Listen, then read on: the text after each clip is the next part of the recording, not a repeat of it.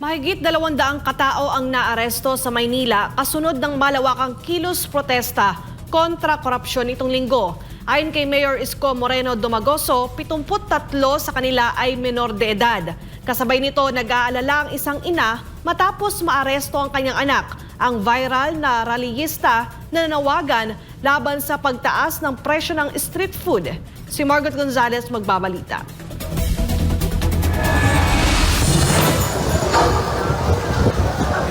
Sinunog ang isang container van, sinalakay ang isang hotel at pinagbabato ang mga property ng gobyerno. Ilan lang yan sa matitinding gulong idinulot ng mga rallyista sa Manila nitong linggo. Ang naturang hotel na sinalakay ng mga bayolenteng rallyista naabutan ng SMNI News Team na may tabon habang inaayos na ang wasak na entrance. Maliban sa pinagbabato ito, tinangka rin nila itong sunugin. Ayon kay Lorenzo Junio, OIC ng security sa katabing establishmento, malapit ang gumabi ng manggulo ang mga ilan sa pamamagitan ng pagbabasag sa paligid.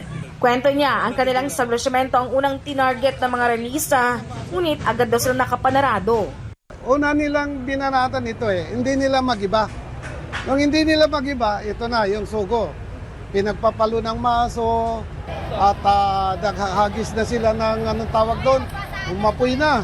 Kung hindi kami naging maagap, durog kami dito. Nilooban pa raw ng mga rallyista at pinagkukuha ang mga mahalagang gamit. Napasok na nila yung itong sugo, pinagkukuha na po yung mahalagang gamit, laptop, cellphone, wallet ng mga empleyado, nandoon yung mga lisensya, pera, yung kaha ng tinakbo nila palabas. Samantala sa pag-iikot ng SMNI, nakita ng team na naroon pa ang sinunog na container van sa Ayala Bridge. Ayon sa isang polis, wala pang instruksyon na alisin doon ang container van. Naabutan din natin ang pag-ayos ng Manila LGU sa CCTV camera sa bahagi ng Menjola na binato daw ng mga rallyista at ng muling pagpipintura sa mga pader na vinandalize ng mga ito. Ang mga pulis natiling nakabantay sa Ayala Bridge at sa bahagi ng Menjola, mga lugar na sentro ng gulo kahapon. Ang mga harang sa arko ng Menjola gaya ng alambre, hindi pa rin inaalis ng mga otoridad. Dahil naman sa gulo, ayon sa Department of Health, isa ang naitalang nasawi habang 48 ang sugatan, kasama na ang 2 pulis na nagtamo ng minor injuries, habang ang iba naman nagtamo ng high at head trauma at magiging sugat mula sa pinaputok na baril. Ayon kay Manila City Mayor Isko Moreno Domagoso, 216 ang naaresto at nasa kulungan na dahil sa nangyari. 73 sa kanila ay minor de edad lang. Gusto ng alkalde na makasuhan silang lahat dahil hindi naman anya protesta ang kanilang ginawa, kundi gulo at perwisyo. Kung sa mga minor, ano po? Nakakasuhan sila lahat. Hanggat regardless kahit minor sila. Basta hayaan ko muna ang investigasyon, pero ang billing ko, kasuhan sila lahat. Lahat panagutin. Damage to property, public and private. Nagbalak pa silang manunog ng hotel. So that can be an arson. Basta wala tayong sisinuhin. Managot sila. Hindi naman ako nagkulang. 2 weeks ago, nagpaalala ko. Yung Biyernes, nagpaalala ko. Welcome kayo sa Maynila. Katulad ng mga rallyista, nung umaga, tanghali, hapon, okay naman sila. In fairness sa mga rallyista, after nung programa nila, muwi na sila. Ito, mob to Riot ang hanap nito mga to mamerwisyo. Hindi to rallyista, just want to put it on record. Iba yung rallyista talaga na mahinaing sa gobyerno, sa mga taong gobyerno. Anong mga individual ito ngayon? Mob. Rioters. Ilan pa sa mga pinagsisira ng ilang rallyista ay mga sasakyan, CCTV at stoplight. Pero aalamin pa ng alkalde ang kabuang halaga ng danyo sa mga government at private properties. Maliban sa paninira, nagbadalismo rin ng mga ito. Lahat ng yan ay iniimbestigahan.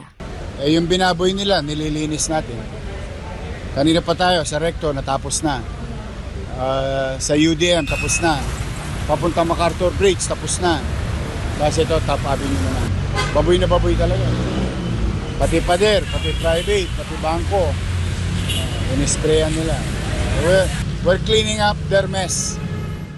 Ang mga magulang naman ng mga dinakip nasa labas ng Manila Police District kanina para alamin kung doon dinala ang kanilang mga anak. Isa rito ay si Aling Mean na ina ng viral na release ng nanawagan na huwag itaas ang presyo ng fishball, kwek-kwek, tokneneng at calamares. Anya, mayroong mental health disorder ang kanyang anak pero hindi naman daw ito nananakit. Nag-aalala na siya sa anak niya dahil 24 hours na daw siyang walang impormasyon sa kinaroroonan nito matapos itong dampulin ng polis. Civil lang yung panawagan niya pero hinuli pa rin ng mga polis. Kaya nga po, wala namang violent, hindi nananakit. Malakas lang boses niya, parang parang may pinaglalaban siya ganon.